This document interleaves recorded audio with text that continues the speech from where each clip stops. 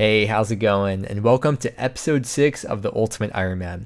And we're still pretty early on in the series, so make sure you catch up from episode 1 right from the start if you want to know what's going on. Without even having played this game mode much, or even before playing this game mode, I can tell construction will be by far the most important skill to get up. And I showed this method for training construction and crafting together in the last video, and things like this are the reason I love Ultimate Ironman so much. It really makes you think outside the box. But now we're going to pick up where we left off and start wrapping up this construction session and get ready to finally start training fire making. Hope you enjoy.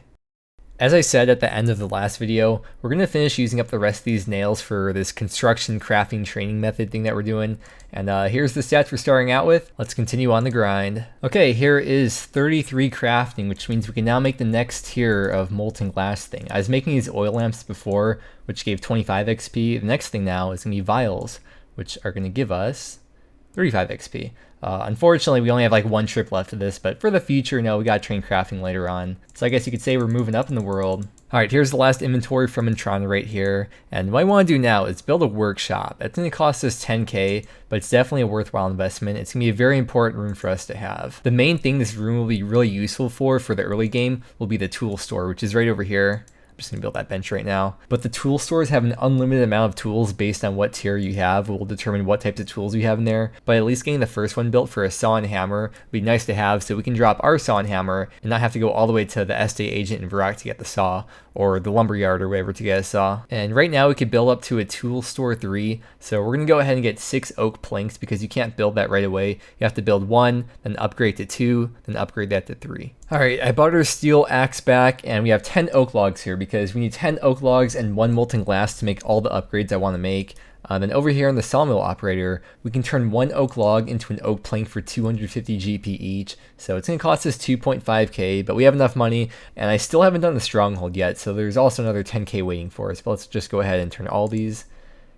Oh, oops. Let's turn all these into planks and head back to the house. Back at the house now, let's get building. So first thing we're going to do is build the tool store 1. We need level 15 construction for that. And inside the tool store 1, where is it?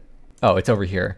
It has saws, hammers, chisels, and shears. So if you search it, unlimited of those. Now we're going to upgrade it to the next one, Tool Store 2. Tool Store 2 adds on buckets, knives, spades, and tinder boxes. And we also have 35 construction to upgrade to the third one. And with the third one, we also get brown aprons, glass blowing pipes, and needles. So to get into the crafting guild, we can easily just come right over here to our tool store and grab a brown apron from it. Man, this thing's actually really good for Ultimate Ironman. I didn't really think about that deep before, but like speaking from my experience so far, I've learned about so many item spawns all around the game for just basic things, you know, like knives, pickaxes, axes, whatever. And it's gonna be really convenient to just have all this in the house. And the reason why I have the oak planks and the molten glass over here is so we can build the crafting table 1, and then we need the 1 molten glass to upgrade it to the crafting table 2. And with the crafting table 2, we can make clockworks on there, which we'll need eventually for birdhouses. We're going to make 4 clockworks once for birdhouses and then never again. I don't think we'll ever be doing that Intrana construction training method ever again, because first off, our construction's getting to the point where it's just not even worth the time to do it. And then second off, very soon,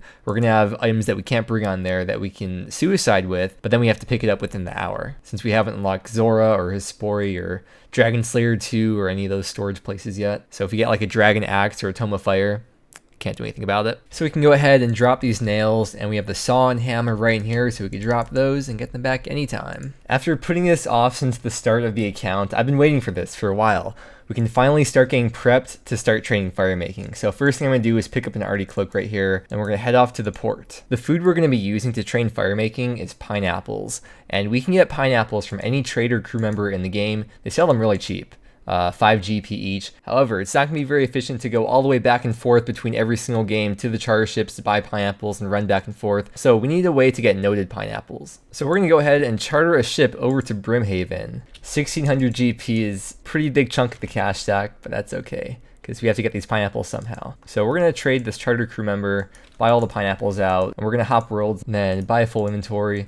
And then if we walk down over here, I'm going to walk there and then run going back, because that way we'll weigh less when we're running back with no items in the inventory. But there's a tool leprechaun right over here, and if you use the pineapple on the tool leprechaun, he'll note them for you. And this is actually a method I used on my hardcore when I was trying to get pineapples for super compost before I had like a really big supply of watermelons. So I'm very used to doing this method. But yeah, that's pretty much it. We're gonna keep on hopping worlds, keep on buying pineapples. I have no idea how many we're gonna need, so maybe like 500 would be a good stopping number. And because they're so cheap, it's not a huge deal if we have like a few hundred left over and have to drop them. Okay, there's exactly 500 pineapples. And before we leave here, let's buy a knife and a tinderbox. Oh, and a hammer too. I think we can get them there, but I'd rather just have them on me just to be safe. Now we're gonna charter a ship over to Musa Point for 480 GP. And from here, we could just pay the, I think, 30 GP fare to go straight to Port Sarim. For this boss, you need 4 pieces of warm clothing, otherwise you take a huge amount of damage. I'm not trying to die.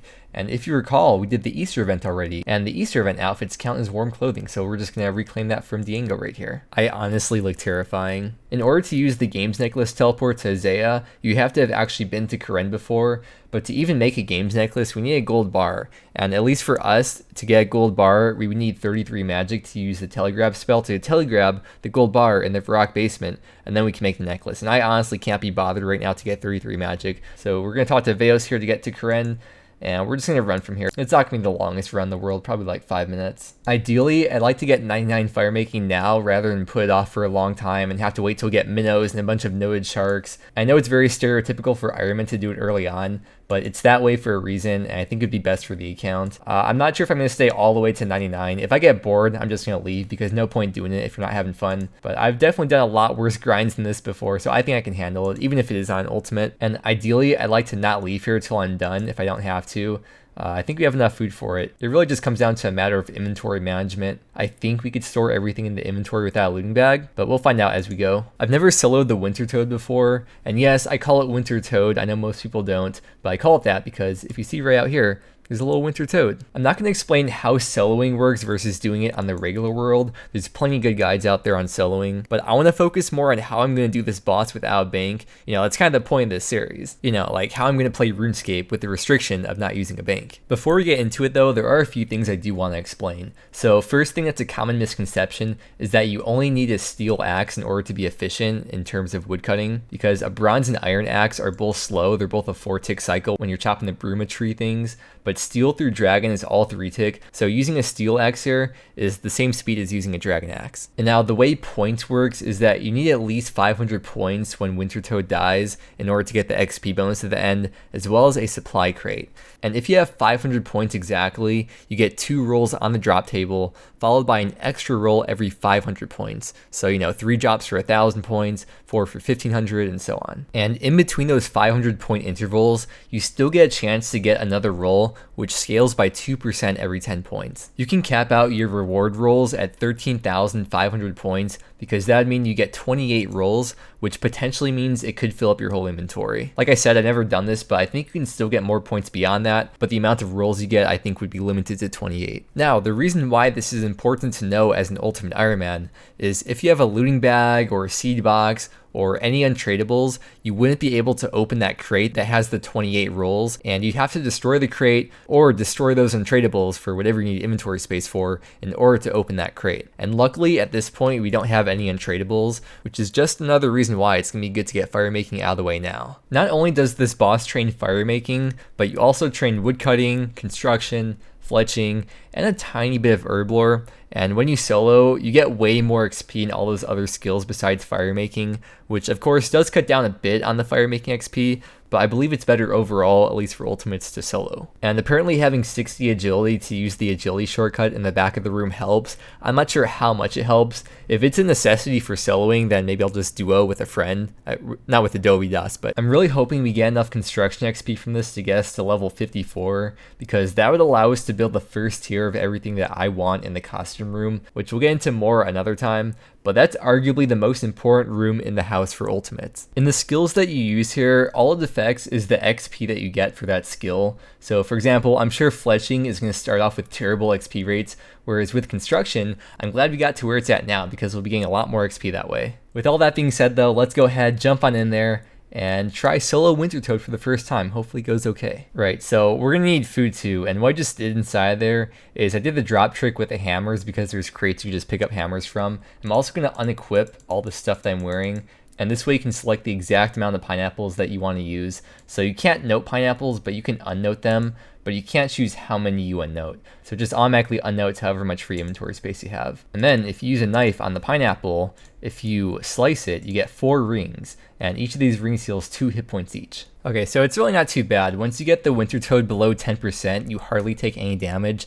The only issue I'm having is that I think I'm getting like 0.5 or 0.3 or something XP for each one I fletch. So I think it'd be beneficial to get like 5 or 10 fletching before the next game. I'm not going to leave now because this is like the easy part that we had to build up to. But yeah, now we know for next game. Okay, we're going to try to end this game here with about 8,000. Okay, there we go.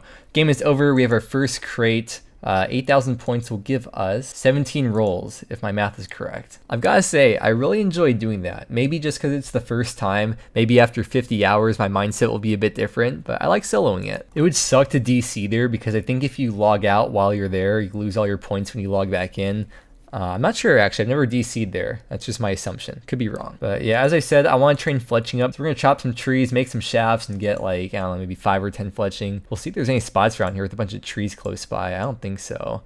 I'll just go to Hosidius and chop some trees there. Ah, I found a beautiful patch of trees to destroy. Oh boy, first ever mystery box. What do we get?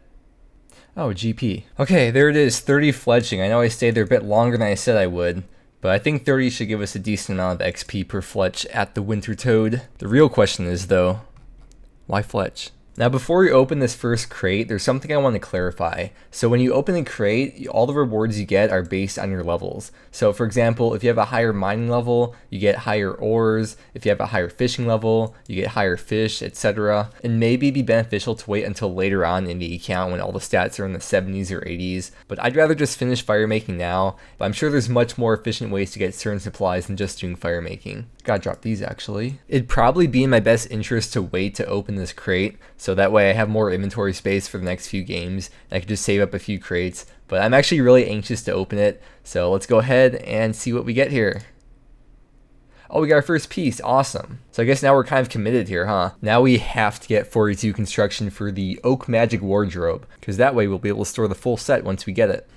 I probably should get a seed box because we'll probably be getting a lot of seeds. I hate Tithe Farm though. I honestly can't stand doing Tithe Farm. I know I'll have to get it eventually. Now what we can do with this trout is unnote it and get some cooking XP here at the fire because this fire lasts forever. I suppose we could also use this food for the game. Oh yeah, we can go ahead and also drop that bunny top here. The thing I really like about doing solo Winter Toad is that in between games, you're not like rushed to get back because the game automatically starts and everyone just starts doing it right away. I can like chill, have time to manage my inventory. This is nice. I like this. I decided to go and get a chisel from the general store in Hosidius because I'm going to cut all these gems and drop them. All right, second game is done. We got a new PB over 10,000 points, which means we'll be getting 21 or 22 rolls. Now, if I try to open this, watch what happens.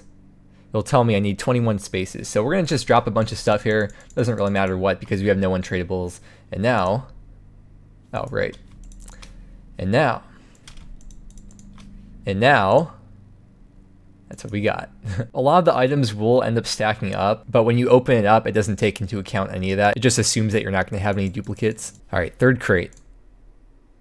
Cool. So I was enjoying Winter Toad from the start, but I'm not enjoying it as much anymore because my inventory has gotten way filled up and it just makes it way less enjoyable for me. I know it's only been 3 games, but I can tell I definitely don't want to do this for the next 50 hours with all this space being taken up in my inventory. So that means it's time to get a looting bag, and we're going to try to get that looting bag in the next video, so that way we can get back here to the Winter Toad and get back to fire making. I don't usually like putting goals off. Usually when I set a goal, I go right for it, but it doesn't make sense to not have a looting bag because all the supplies we get are just going to be so helpful to have, and it's just going to make training here a lot more efficient and a lot more enjoyable for me. So that's where we're going to wrap it up for today. Thank you so much for watching. As I always say, I'm having so much fun on the account. Here's all the stats if you want to see. But yeah, thank you so much for watching. Have a wonderful day, and I will see you again next time.